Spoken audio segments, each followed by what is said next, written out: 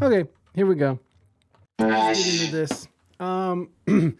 This Friday, November 17th, tomorrow, tomorrow at the time of this stream, Andre 3000 will drop his first solo album.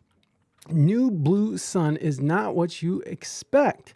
Instead of beats, bars, and singing, the 87-minute record showcases Andre the Flautist. He plays contrabass, flute, Mayan flutes, bamboo flutes, and digital wind instruments, NPR reports. One track is called I Swear I Really Wanted to Make a Rap Album, but this is literally the way the wind blew me this time. Another is named 93 Till Infinity and Beyonce. The full track list below is worth a look. Andre 3000 has been mostly silent since Outkast's last album in 2006, which won a Grammy. He has released some songs of his own and collaborated with artists like Beyonce, Drake, Frank Ocean. But he has not made any long-form releases on his own, making New Blue Sun his first full-length album since the 2006 Outkast LP, Idlewild. He has been seen as an eccentric wandering figure in Atlanta and airports and around the world with his flute images that fans love to share online. I laugh at it because my homies in Atlanta will talk and they'll be like, man, blank think you crazy to fuck around with this flute, he told NPR. The album came from jams Andre 3000 did with the renowned percussionist Carlo Nino. They brought in keyboardist Surya Botofasina and guitarist Nate Mershurla and recorded the improvisations that make up the LP. Andre 3000 said to NPR, "It's not like I don't try, or it's not like I have a lot of these songs just sitting. I have songs, but it's not like rap things that I really feel happy about sharing.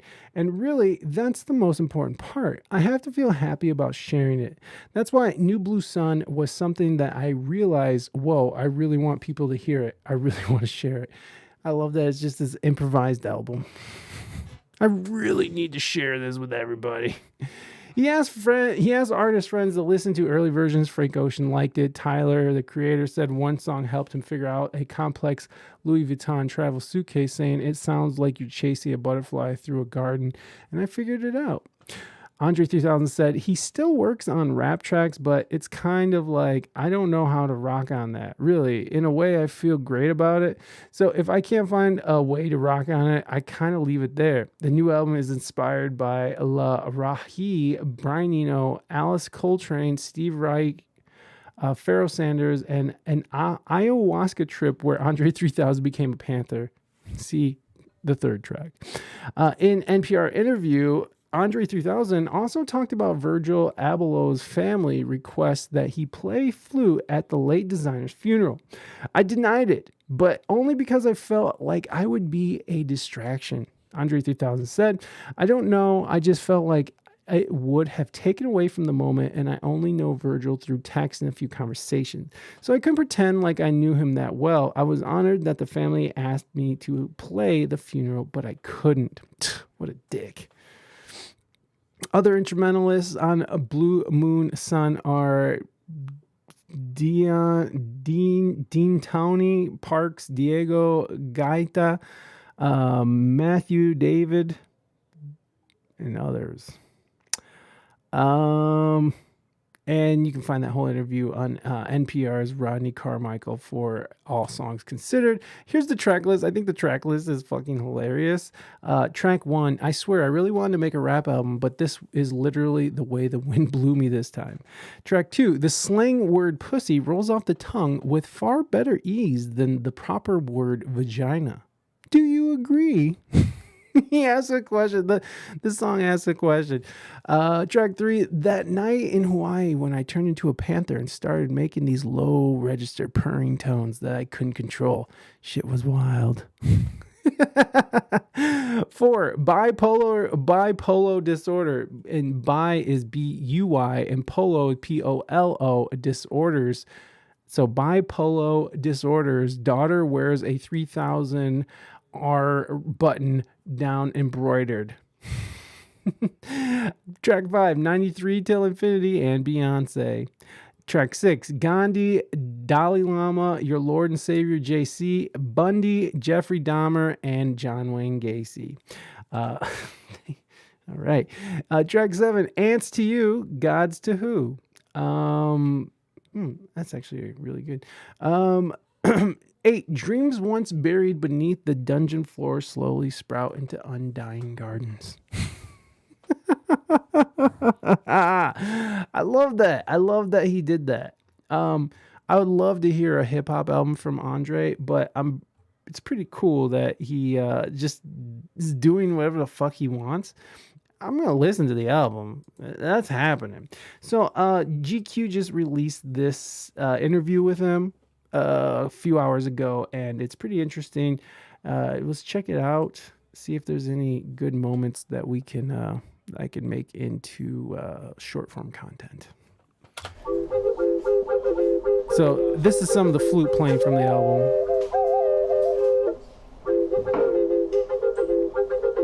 Now, I don't know if that's a double reeded instrument, which means you hear 2 harmonies within that one flute. Now, I don't know if that's 2 flutes, but some flutes actually have two reeded systems where they make harmonizing notes on for in one single instrument.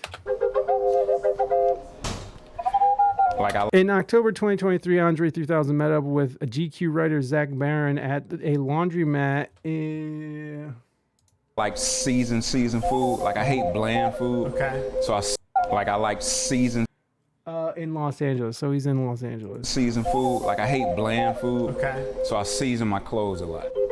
What the fuck does that mean? What does that mean? That he's seasoning his clothes? What the fuck does that mean? In a past life, Andre 3000 was half of Outkast, one of the greatest rap groups of all time. Absolutely true. One of my homies told me, like after I finished Hey Ya and I played it for him, he said, man, if you put that out, man, your career is over. Outkast's last record was Idlewild, released in 2006. Andre hasn't released an album since. So about 17 years in the making. He hasn't released an album since 2006 until now. That's like one of the coolest things about the recording. Like I'm actually listening to myself be a baby at something, be a baby at this new machine that I've never touched. Which is really cool. And as a young man, I found it daunting to just get past the barrier of entry into like guitar or instrumentation. But you trudge through it. And eventually you're able to do things that are kind of cool and impressive, I suppose. But when you're learning as a child, your brain is so elastic. I feel like it's such an easier path, right? Like you want to learn another language as a child, not as an adult. But the important thing about aging is this idea of introducing new hobbies, new ideas, new ways of thinking into your daily activities, because it keeps your brain fucking shooting hot fire, right? Like, I feel like if you want to be that guy who's like 90 and fucking has their entire mind and still clear headed and shit, I mean, for the most part, no matter what, you're going to get old and your brain's going to get a little dim, but it's okay. It's just how fucking this rotting meat wagon works.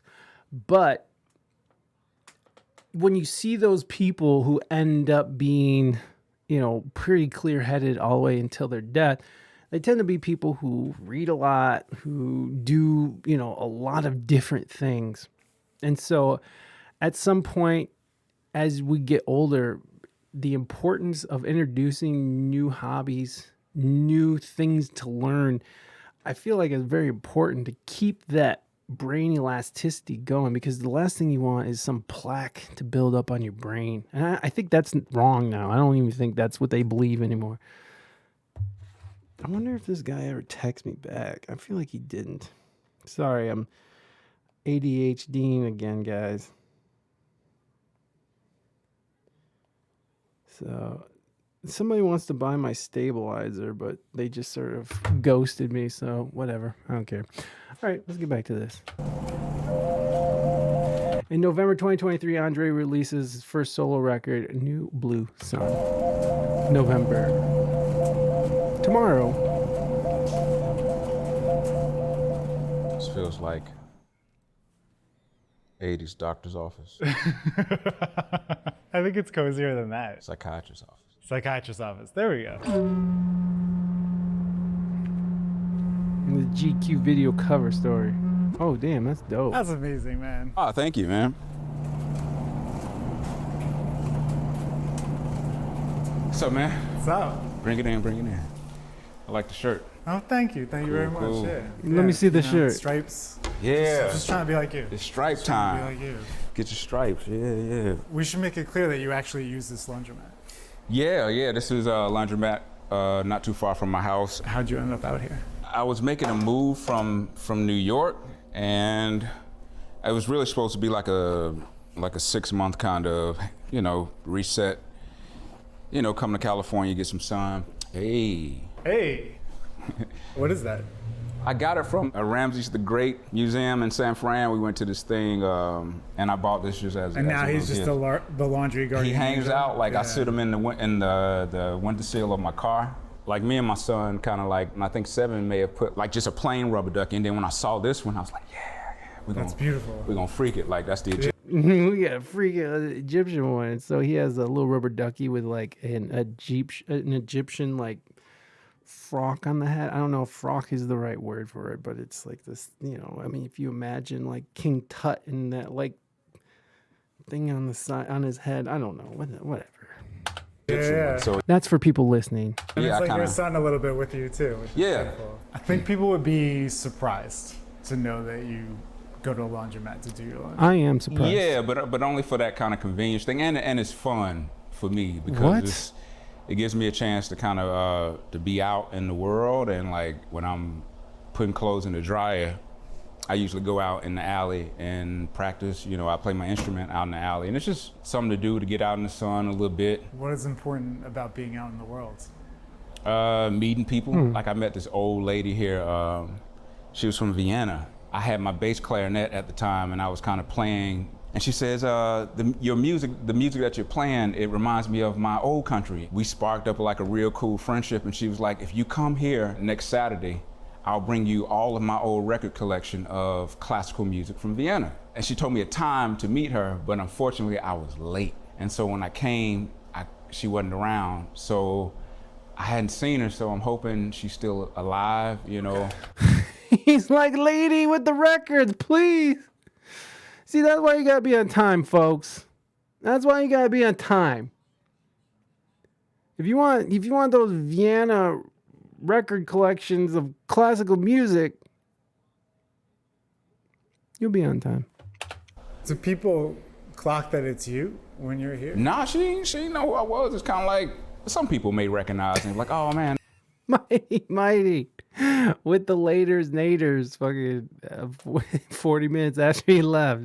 Coming in hot, mighty. That's cool, but it's not like crazy. Like I kind of like where my life is, where I can come and do this. You know what I mean? Like a lot of my contemporaries, like I kind of feel bad for them, because we got children, and like sometimes like some of these people can't even go out without having paparazzi follow them, and it's like that's a whack ass life, man. Like I kind of like some normalcy, even though it's not normal, but I came from that. Like I used to hang out at the laundromat, like when we didn't have a wash and dry at our house. My mom worked at the beauty salon, so it's like I'm in these places, social kind of situation, Yeah. When you say normalcy, what do you mean by that? Walk with your family and not have people follow you and chase you, and you can't take your kid to the park and play because people will Was your follow life you. ever like that? At certain times, I think maybe at the height of Outkast, over years of like letting it simmer a little bit, and I'm older now, so a lot of people, they see me like, you look like him, but nah,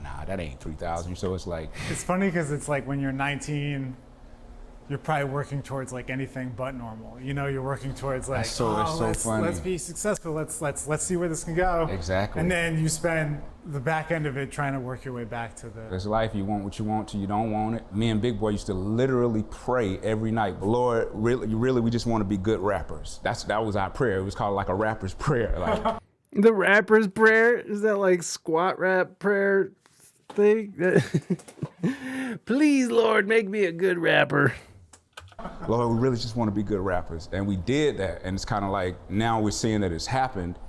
I love that it's happened. Like, I don't regret any of that. But it's kind of like now that I'm at a certain level, I miss certain things about normalcy. And like, I'm an only child, so I've always kind of been to myself anyway. I kind of like my solitary kind of chill life. You know, and as someone who has lived like a fucking wild life in that sense, and not in any sense of being famous, obviously, but of traveling and playing music, and every day is some crazy different adventure that lasts like fucking 15 to 17 hours.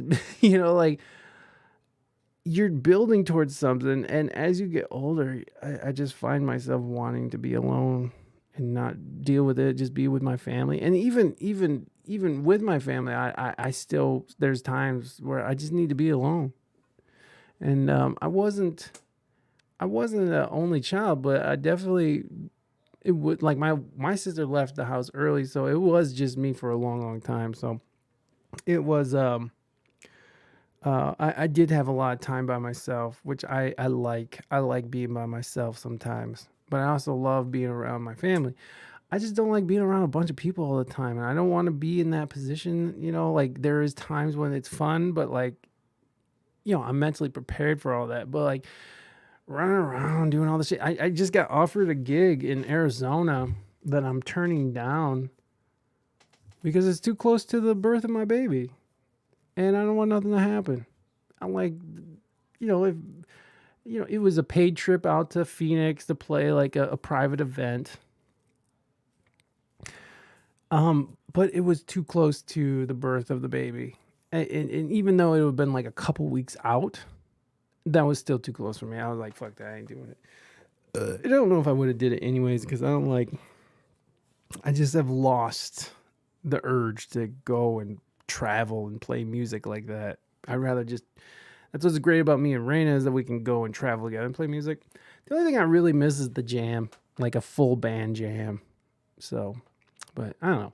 Anyways, let's get back to this fool over here. And I think you do have a choice. But you could still live the other way if you wanted to. Are you ever like tempted to like? That's the problem, the balance. Like, I do have an urge because I want to create things. Like, I'm happiest when I'm creating things. And I was talking to my manager and publicist. I had to really ask myself, do you want to possibly be famous again? Like, do you want to turn it up again? And I was like, well, I'll just put the record out and just don't do any press for it or anything like that. But then it's kind of a disservice to the music because I want people to like check it out. I want people to hear it. I had to find some balance.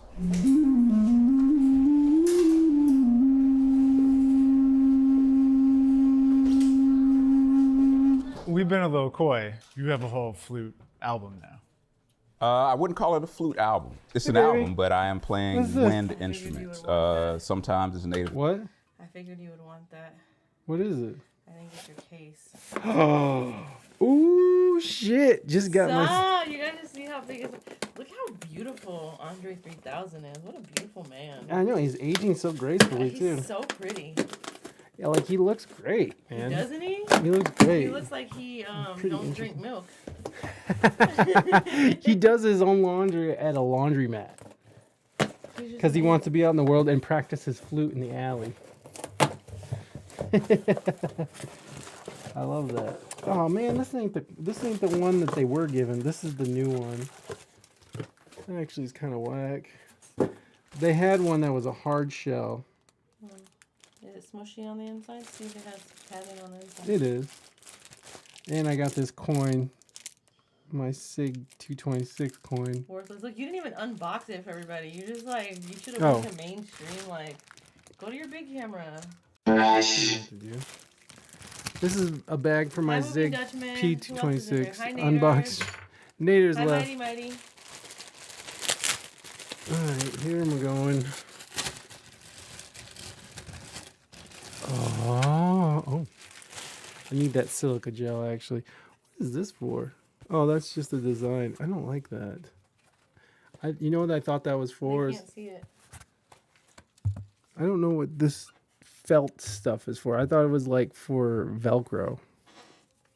I'm gonna save the silica gel. So this is 511. So 6 hour Legion range ready. Let me read this. Legion range ready bag. The Legion range ready bags wrap around zip access to lie flat. Design allows quick access to the padded pistol compartment.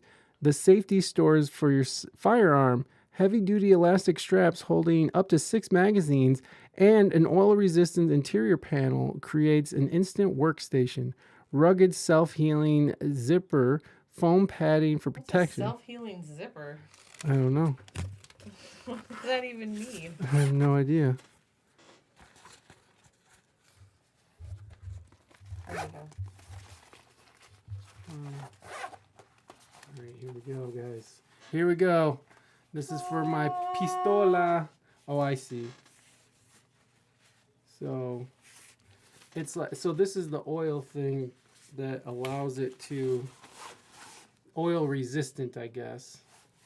These are for your mags. Keep it dry. Yeah, it's like this vinyl type thing. I see what they're saying now. Well, it's not my favorite. I like my hard shell better. But at least I have 2 cases now. I didn't want to get rid of my other case for Rick because I wanted a case for my little guy, but there you go. Everybody could tell I was pregnant today. Oh yeah, For the first time. were they like, oh my god, here, come show your They were belly. like- Just stick your They belly were in like, here. "Are you having a baby?" Who said that? Like some of the front desk people. Oh, look it, there it is. Oh, let me see. There you go. Woo! Little baby girl in there. I know, right, Moving Dutchman? She popped out and she was like, It's 3rd trimester. yeah, we got 11 weeks left, guys. 11 weeks. Mm-hmm. Yeah, things are gonna be crazy for the next couple months. So, just letting y'all know. We have an ultrasound appointment tomorrow. We're pretty excited about it. He Yeah. finally, or not an ultrasound appointment, but a doctor's appointment. But English finally gets to go. He's been working. He went to all of Bishop's, but Not, yeah. Well, I'm working different. yeah. I think I was working full time then too. I just had everything blocked off. Were you working full time? I think so. I don't remember. There was a while there where I was working full time There was a while. until the baby came, and then we decided because you got offered the corporate position Yeah. that I would stay home with Saucy. Anyways, all right, back to Andre. Thank you very much for bringing that in here. Yeah, I figured you would want it. I'm I gonna go did. potty before I leave the room. All right, have fun. Thank you. All right, let's get back at it. Thank you for that thing. Who's he talking with? He's talking to GQ. He's just talking about his new album, how it's Oh. all flutes and there's no bars or beats. Is everybody like stoked on it? Uh, What's the internet consensus of it? people are like, oh, one lady was like, I'm still gonna be twerking to that shit. I don't care. His, like most of his stuff. I mean, besides. Oh no, like, twerking like Megan. Besides the Outkast albums, like his like even when they did, remember when they both did an album Mm-hmm. and it was like Andre had an album. Oh, and was Big that Boy Speaker had a- Box? Yes. Yeah. Even when they did Speaker Box, like his stuff wasn't the twerky stuff. Like. How Big Boys was. Uh huh. Well, yeah, it's all improvised. No, shut up. I wonder if it would be good for like meditation. Did you see the names of it? You read a couple Yeah, to me. it was very fun. It's very I fun. love Andre 3000. I'm gonna listen to it. I'm listening to it. It's supposed to be a vibe album, so it's not like supposed to be like, yeah, I'm getting. That's what I'm saying. I feel like it would give off like meditation vibes, like. You know. And of course, it was after he went to fucking take ayahuasca in the jungle. I mean, you can't bang Erica Badu and do ayahuasca and expect to come out normal. Those glasses are ridiculous. All right, I gotta get this done. With that drug addicts say, they say, well, the longer I'm out of it, the better chances I have of staying out of it. So That's not what America wants to hear. I'm staying. And sort of refresh, he's talking about coming back to the mainstream, back to the limelight by releasing a new album, and he's found comfort in having a life of peace and quiet, and not, you know, everybody chasing him around while he goes and tries to take his kids to the park. But it feels that way. Like as I keep going, like it's like you keep slowing down too. Like people don't understand that there's a physicalness to rapping. I always say it's like being a boxer. Like you got to think it's actually like being a boxer. But don't you think the genre is big enough to encompass all of that? Look at the greatest boxers now. What do? They do exhibition fights every now and then, but they're not stepping in the ring. You know what I mean? What if rapping wasn't boxing? What if it was something But else it is entirely? though. That's what I'm saying. It is partly physical. He said, but it is though. He said, bitch, fucking rapping is physical. Partly mental. When boxers, when they're about to fight, they have to train. So if I were to make a rap album, the best thing I could probably do is just be around rappers. You know what I mean? But that's like, not part of your life right now, really. Yeah, it's not even like, I don't even like going to the studio and just hanging out with niggas smoking all day. You know, I just don't. He's like, I don't go hang out. Hey, I feel that, you know, it's exciting when you're when you're young and you're into it and you're trying to do stuff, but as you get older and you've been there, done that shit, it's just like, I'm not going and hanging out and watching some 22-year-old play in a shitty little club. I'm not interested in that. Like, I really enjoy finding new music and, you know, young people expressing themselves and such, but I like to do it from the comfort of my own home. It's gotta be weird to have all that energy directed toward you. People coming up to you on the street or whatever and being like, do this. And you're like, I'm not gonna do it. I wish I could answer them. That's a lot of cosmic pressure. It's like being brought to bear on you. It is. And that's to that point, that title, the first song. Yeah. I'm kind of addressing it in a way. Yeah, I think so. Yeah. Which I think, like for me, like washing is kind of like cooking. Like I like seasoned food. Like I hate bland food. Okay. So I season my clothes a lot. I don't know how you say it. Does that mean fucking like make them smell good? Our uniform era, is that right? Yeah, I guess you definitely can call it a uniform. It's easy for me. Like it's kind of like even when I look around now and I look at kind of what's happening in the world, like everybody turned up in the late 90s and 2000s. Our contemporaries were looking at us crazy. Like, who are y'all? Yeah. Like y'all are from another planet. Now the planet is here, you know, like all the kids are turned up, you know what I mean? Like, which is beautiful. I just love this workwear kind of stripes and these overalls. They're very comfortable. I call them like adult baby clothes. You just Adult baby clothes. I want to live in adult baby clothes. feel like really comfortable and snug, and like you have places to put your hands. This is yours, these overalls. Yeah. So wait, he just wears the overalls all the time, playing a flute, walking around LA. What is the brand called? From now on, they will have no choice but to call us the Ants. This is a workwear brand for sure. And like when you look at Ants, it's like they're always like working. I'm at the stage where I'm loving to do things with my hands. Yeah. You know, and things that I can do when I'm 75 years old or when I'm 80 years old. And the outfit reflects that. Yeah, I mean, like I don't think about clothing. Like I'm at work. Like I'm actually drawing or painting in these. I still love it that like the young kids, they'll come up like, oh man, your fit is fresh. Like, oh, okay, thank you, man.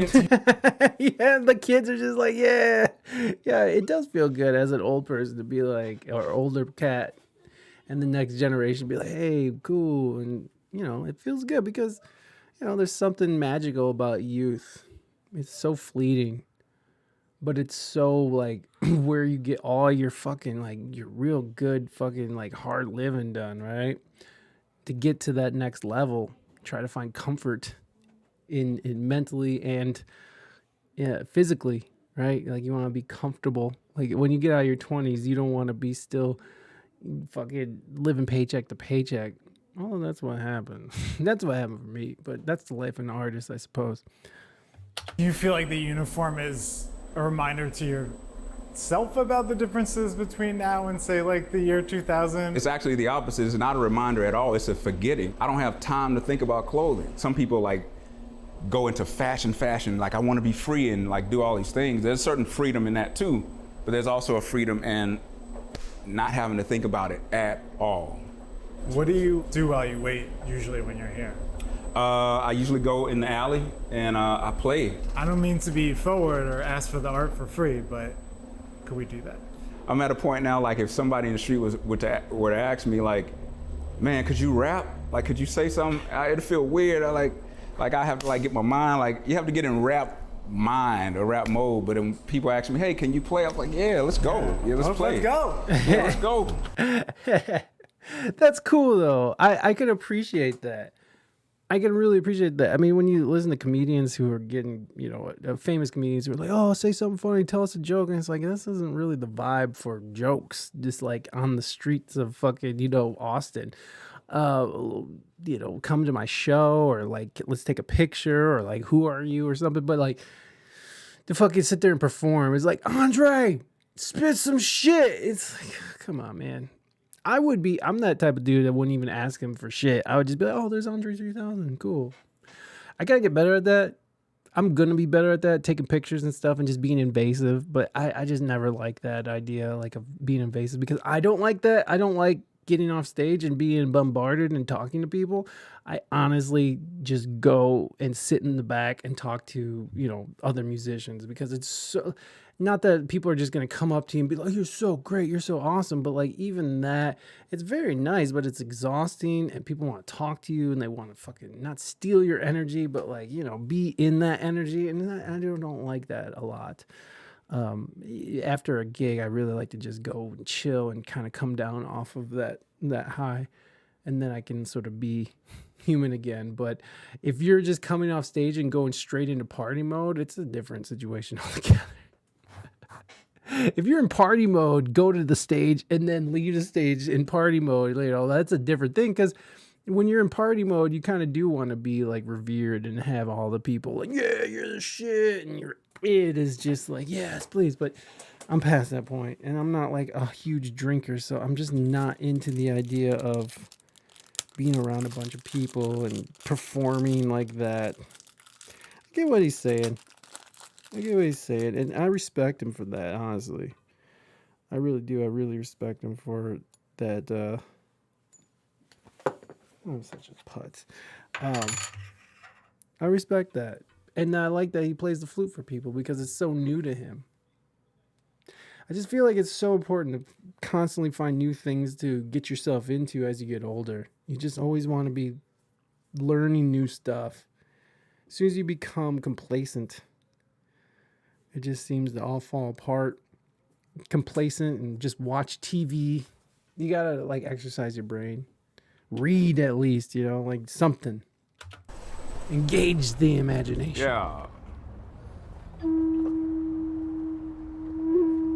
Look at that big fucking thing, man.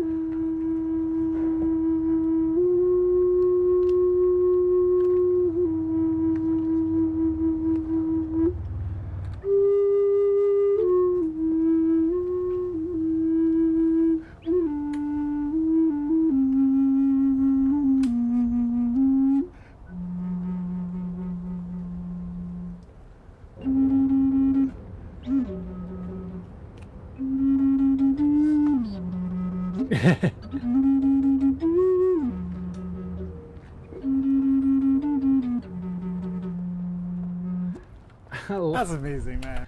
I love that. I love his expression on it too. It's very simple. It doesn't have to be fucking, a cacophony of notes. It can just be very simple things, and you can feel it. Like you can hear something brewing in that. You can hear talent and you can hear skill developing within those notes. Like you can hear it. You can hear his own little style that he likes to put on it too. So it's cool. That's real cool. Thank you. I'm just kind of feeling what's happening at the time, so I'm just kind of making it up as it goes. Like even the new album was completely improv and made up. I knew when I told Rita that the new album was improv that she was gonna fucking be like, The discovery path every time. So you never know what patterns you will play, you never know what melodies you're gonna play. You're on the tightrope at that point, so it's like, you gotta do something. It's very interesting that I've never been a rap freestyler. I just think too much to freestyle. You know, But this is somehow accessing like a different part of the brain. yeah, I'm not thinking at all. Listening more than anything, like listening and responding. So when I started playing, it was kind of a thing like, if you didn't know of my history, if you didn't know of album sales, if you didn't know of records, you know, accolades, anything, like I was getting real responses from people that didn't, like actually people would come up and give me money. Like, yeah. He'll be playing on the street. People just be dropping tens and shit. You go, Andre. That's hilarious. Are you aware that clips of you playing your flute various places? I became aware of it, and it kind of made me more self-conscious because it became kind of like a game. I remember I was in Philadelphia and someone came up and they was like, you know, it's like a game now. Like an actual person, they were like, you know, we try to spot you. And he told me, I was like, it's kind of weird now, you know, because at first it was kind of like I would just walk for miles and miles and play and just kind of duck off in places. But now it's like, it's become a thing. Being famous is just, people don't want to say it. Like, it is a great blessing. Like I'm actually blessed to be able to create in front of people and get ideas off. That's the biggest blessing out of being famous. But being famous really sucks, man. Like, it's so unhuman. Like, I can't remember his name, but there was this classical pianist that said it's actually unnatural and actually detrimental to a human to have that much admiration, because it actually changes the way you think. It changes the way you move, you know, like. There's 100 people on the planet Earth who were like as famous as you at one point. You know, like the experience that you've had and know, very few people know. You're like an astronaut in that sense, you know? I'm coming to grips with it, I think, because I'm older now. Like, I really see it as I'm just being used for something. You know what I mean? And I'm happy that I'm being used in a greater scheme. Like, I kind of have looked at my whole career and looked at where I am now, and I kind of feel like I'm a catalyst kind of artist where I'll do a thing that I naturally do, and then, you know, people see it, and then the reaction of that spawns other things to happen, you know what I mean? So I'm always watching, well, how am I being used? Like, you know, what's happening? Like, what's going on, right? That's interesting. Whether it's by God, the universe, or the flying spaghetti monster, he's feeling like he's fulfilling a purpose. A divine purpose in the greater scheme of things, which is beautiful to be able to touch that many people. Touch that many people. Yeah. How dare you? Y'all better get this lady! It's not my jam. I don't buy jam. I buy honey, and I kiss it on the lips. Right now, you know, and you can't be mad at that. Can't be mad at that.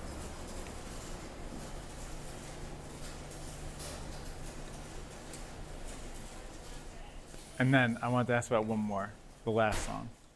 Dreams once buried beneath the dungeon floor slowly sprout into undying gardens. Yeah, yeah. That song, which is the last song on the album, just for information, that is actually the first song that we recorded as a group. We're creeping along and filling it out, and it just felt like this enchanted kind of garden at first.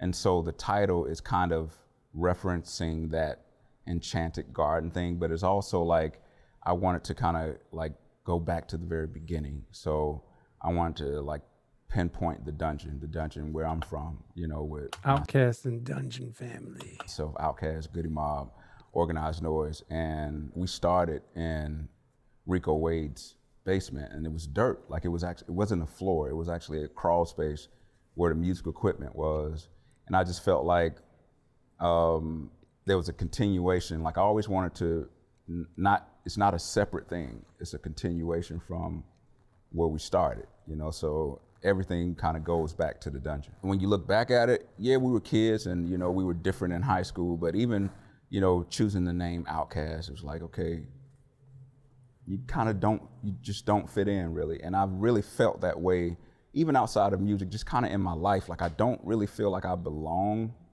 to any sect. I don't feel like I belong to the young rap crew. I don't feel like I belong to the aged adults. I've just never, I just don't feel like you fit in anywhere. So you just kind of gotta take that and just, it is what it is, you know? I watched the clip of you guys being booed at the Source Awards this morning. You look so young. Oh yeah. Yeah, we were youngins, man.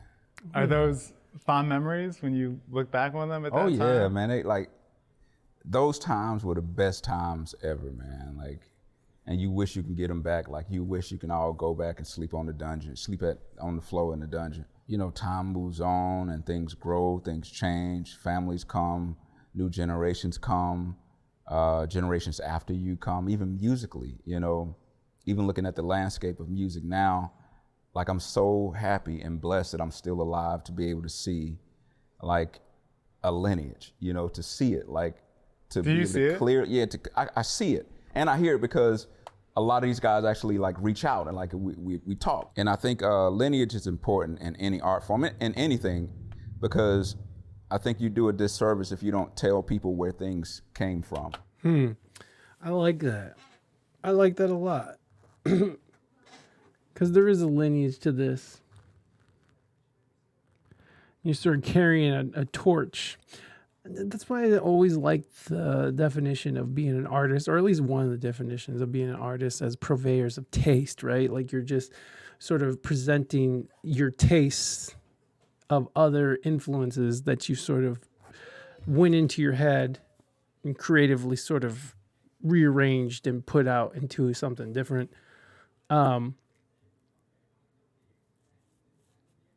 Yeah. Purveyors of taste, bitch. That's why it's like when people are trying to say like, you know, white people, you know, stole black people's music, which is kind of true, obviously. But I also think it's that we're all just building off of each other, right? And that's what art is. That's what it's kind of always been, is just built on the last generation and moving forward. And yeah, it's ridiculous to say that, oh, because black people played the blues, now white people can't, because we're all just sort of building off of each other. And you know, that blues was built off of something else, right? It was something that came from, you know, the fields singing gospel songs. And those rhythms and those notes and the way that people sang came from Africa. And like everything has been built on itself, constantly changing. And it's stupid to be like, to just say that we have to regulate art to specific races. It's like, you can't do that.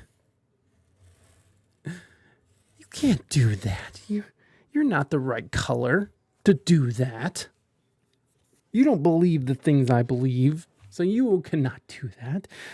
Art has no boundary unless you put boundaries on it, and that can be fun too, but it's always fun to see, you know, just chaotic energy thrown out into on a piece of canvas or in a piece of music or whatever it is that you're seeing. There's just a true beauty of capturing fucking chaos and presenting your taste to the world. When I'm making music, I always feel like, oh, I wonder what George and them would think, or I wonder if Jimmy was here, what would he think?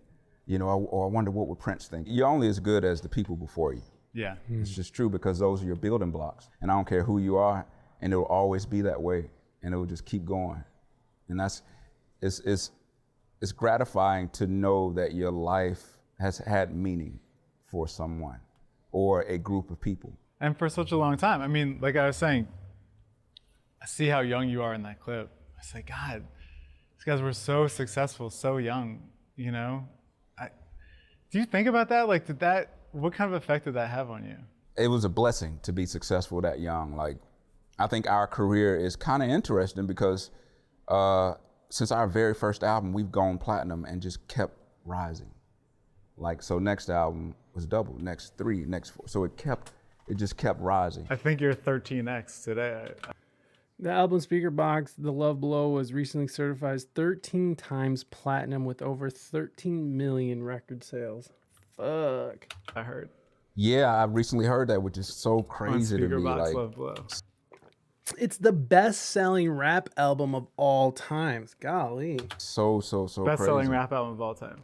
It's something in it, because I'm always kind of trying to figure out, well, what's the bad in it? I don't know, I'm just a negator. We haven't taken a fall. You know what I mean? And I think sometimes you build character or you build something by failure. Idlewild may have been our slip. You know, you never know. The only thing you can do is be honest about what you're doing at the time. Idlewild sucked. Because what you don't want to happen, you don't want to fall or fail when you were trying to mimic something or trying to appease someone else. Is that what keeps you away from Outkast now? And I think there's a certain chemistry that me and Big Boy have. I think people don't understand that chemistry changes. Outkast was a true chemistry. The elements we had were not supposed to go together a lot of times, you know, but it's something that, and I think they call it rocket fuel. Like when you have these kind of forces that may be opposing, but they're going for the same goal, but they kind of get this kind of reaction to each other, and it makes magic. But as like people, like me and Big Boy, like we still tough, you know, like it hadn't changed, and it'll always be that way because we were friends first. Like we weren't put into a group together or anything, so we'll always have that. But plenty of people would get, especially since I think, at least for years, the understanding was that he would have kept going if you would have. Oh no, Big Boy, he is on it. Like, He's back tomorrow. hell yeah, he is the biggest cheerleader like for Outkast. Big Boy's, oh man, we the fucking greatest. You know, he's the Muhammad Ali kind of like. The love between you guys is very real because I Yeah. think that energy, those different goals would have split other people up, not just as a group, but as like two human beings. That's really cool that he acknowledged that, you know, they were friends first. Dad, What? grab my mouse. Huh? Do you know where my mouse is? No? No? I don't know where your mouse is. This is why you gotta take care of your stuff. So you know where the fuck it is. Bro? Did you shut the door? God damn it. Yeah? Shut the door. Oh, and I have one thing. What? You said that coming from the man who loses his everything he owns on a daily basis. That's because I have a disease. No, you don't. I have a disease. No, you don't. I have a sickness. I have ADHD. I can't help that I misplace things I use every day. I do know that I'm not the controller. Big Boy is not the controller of any of this. We couldn't have planned where we are, you know, so we can't plan an ending. You guys did reunite one time to play shows. After nearly a decade-long hiatus, Outkast began its 2014 reunion tour with a pair of performances at Coachella. 2014. Yes. I ain't been on stage in damn near 15, 20 years, so it's like, it was odd for me, and actually right before the show, you see Paul McCartney walk and go to the left side of the stage. And then Prince walks to the right side of the stage. I'm like, what the fuck, man? And you know, there's new technologies like earbuds and shit. Like I'd never used earbuds in my life. Like we were always just in front of the monitors or listening to the speakers. So if you're watching the Coachella show, like I got people in my ear talking and shit, and it's like, what the hell is going on? So halfway through the show, I was already checked out. Yeah. Like I was already in my bed at home, so I was just trying to get through it. Oh my And so That's so fucking funny. That's so funny. It's so funny that as an artist, you can just be so over even your own image, your own music, your own bullshit, that it turns into just a job, just a paycheck. And I know that feeling. I know that feeling of sitting there and playing, you know, and again, we're talking on different levels of music and of success and such, but it's all the same shit at the end of the day. It's like you're there to do a job and play and do your best and move somebody musically. And, you know, halfway through, you're just like, check the fuck out. You're tired. You're just like, I want to go home. especially for me in the bar, like it's like 1:40 in the morning and you're just like, oh God, just please end. It's and then sometimes it's just like, wow, this is incredible. But like this dude is playing Coachella, one of the biggest festivals in the fucking world. And it's just like halfway through the performance, he's like, ugh, please be over. Yeah, the show happens and it was a bomb night. It was horrible. In my eyes, it was horrible. The very next morning, I get a call from Prince, which I don't know him like that. I don't know how he got my number. I do not know. And first thing he says is, you know what your problem is? You don't realize how big y'all are. And then he was like, you got to remind people who you are. And from that point on, like, it's like, okay. Is it weird to live like... That's beautiful too. And Prince fucking being like, bitch, let these motherfuckers know who you the fuck are. That's beautiful. And like it also speaks to, this idea is like you work so hard to get to this place where you you made the best selling rap album of all time. And you just get to this place where it's just become a job and stuff. And you forget, we get used to these crazy situations in our lives, right? Like we just get used to it. We just get like a limp, like a limp. You just sort of get used to it and you just incorporates into your life. And like performing for 20,000 people in Andre 3000's eyes was just like, ugh, yeah, do this again. I mean, it just becomes a job. And to sit there and be like, to change your mentality about it is huge, because you do need to go in there and you do. Here's the other thing is like, why get to this position just to give a half-ass performance? Why come out of retirement just to give a half-ass performance? Why you got to remind these motherfuckers of why and how you got to that point. I love that. I love that advice that Prince gave. It was so good. Where knowing that if you wanted to, next week, you could be on stage in front of 60,000 people. It's only weird in like the scale of thinking about that. Even when we did the Outkast 20, we opened up for Rolling Stones on one of the dates. And I'd never seen that many people in my life. Was there like a mental adjustment to be like, oh, I'm by myself again? I mean, there's been so many times in my mind where I thought I was done. Yeah. So it wasn't even like a struggle. It wasn't like, what am I gonna do now? Like, yeah, there are times, even still now, like doing all of this. Like I remember a couple of weeks ago talking to my manager and publicist, I was like, I really had to ask myself, do I wanna be just out there again? Like, to do the run, to do the PR, and I really had to ask myself, and I honestly don't. I don't wanna, I really enjoy my life. I like being able to do what I want as a civilian, when I just walking in the world. But at the same time, I wanna promote the music. So I'm only doing it to promote the music. Like this ain't no flex. And forgive me if this is like not something that's fun or comfortable to talk about, because we don't have to, but it's like I hate that he did that. I hate that he apologized before he asked the question. I've done it before, but still, I hate it. We've talked in the past about actually having some amount of real social anxiety. Yeah, it's true. And it never goes away. It's not like a cure-all kind of thing. It just becomes a part of life, and you just have to kind of like take a deep breath, smile a little bit, and just get through it for tomorrow. That's the best I can say. It's true, man. Especially if you put yourself in a position of being a famous anything and you have social anxiety, it's just something you got to work through. You just can't sit there and just be fucking paralyzed with fear. You got to really fucking push yourself through that bullshit. I hate it.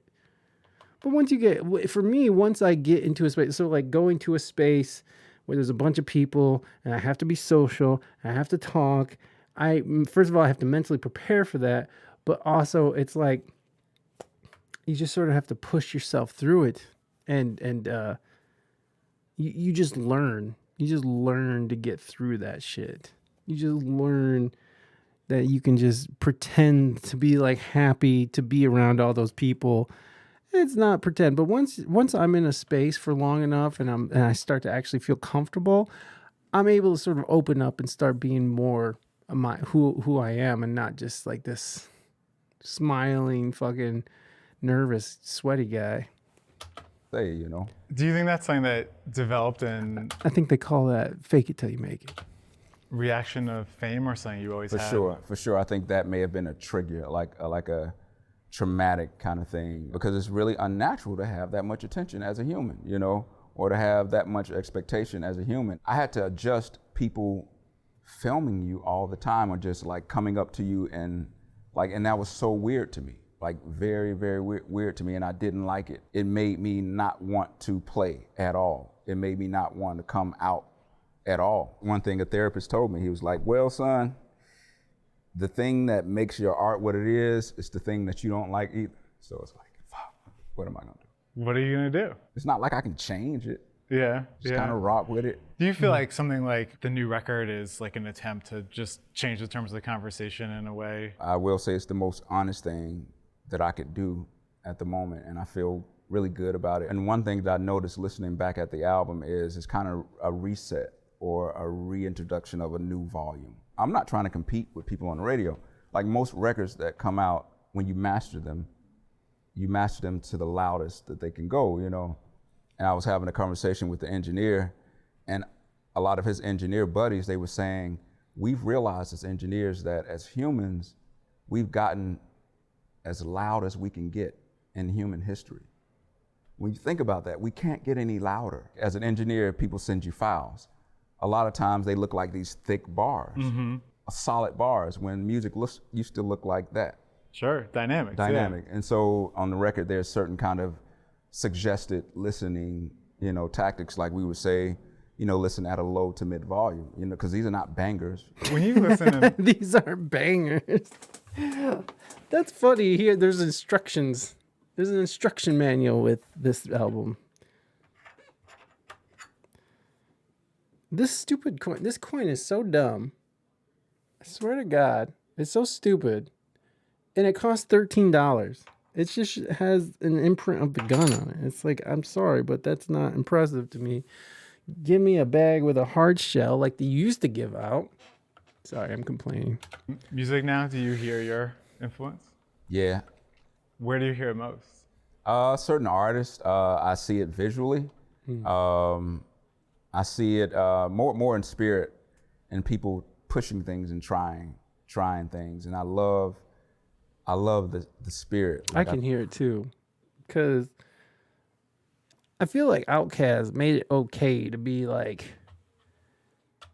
you know, serious rappers that talk about serious shit, but also have a lighter side to it, and also have a experimental side to it.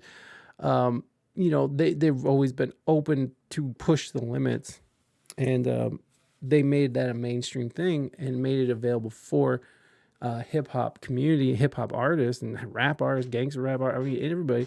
It's sort of, again, opened the door more to the genre itself, because it was sort of like you're hitting more of a demographic rather than just a certain group of people who are like hip hop fans. You're starting to hit people who like, you know, rock music and pop music and just different genres, who are coming to your album being like, wow, this is really something different, progressive and stuff. So you can definitely see that.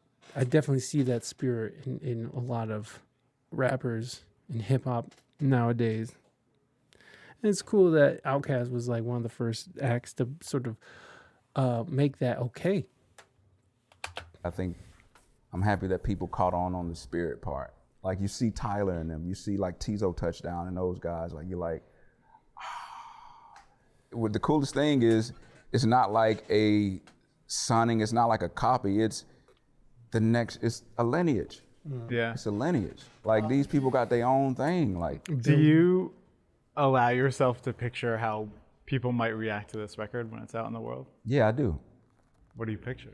I have a lot of different outcomes, and it depends on different people. Like, you may get someone that cries. You may get someone that immediately starts to do yoga, Then you got the homie that be like, y'all gonna put some beats on that shit? Like, my friends don't always like my music, which is hilarious to me. Like, one of my homies told me, like, after I finished Hey Ya and I played it for him, he said, man, if you put that out, man, your career is over. And in my mind, I'm like, damn, but I like this shit though. Do you have any other plans around it in terms of, will you tour? Will you? Oh yeah. Oh man, I'm glad you asked that. So the cool thing about how we recorded it, making up the sound, like everything that y'all are hearing, we made it up at that point. And so the live performances will be that again. So we get to actually go out and do it live. And like I actually had to go back and listen and relearn some of the melodies that I played, but it'll always be a completely new performance every time. Have you thought much about just being on stage again? Yes, I have, and it's terrifying. It is terrifying. It's a very new experience for me, like which is totally different from getting on stage and rapping some songs. There's more involved in what I have to do now than rapping songs that I've written. That's kind of like muscle memory and just energy, and you're able to hide some of the nervousness through your energy. Here, it's all in your face. You're on a tightrope the whole time. Like I can't hide behind a beat that you already know or hide behind lyrics that you already are into. It is what it is. It's fun to do it. Like when I'm actually playing, it's fun. It's fun.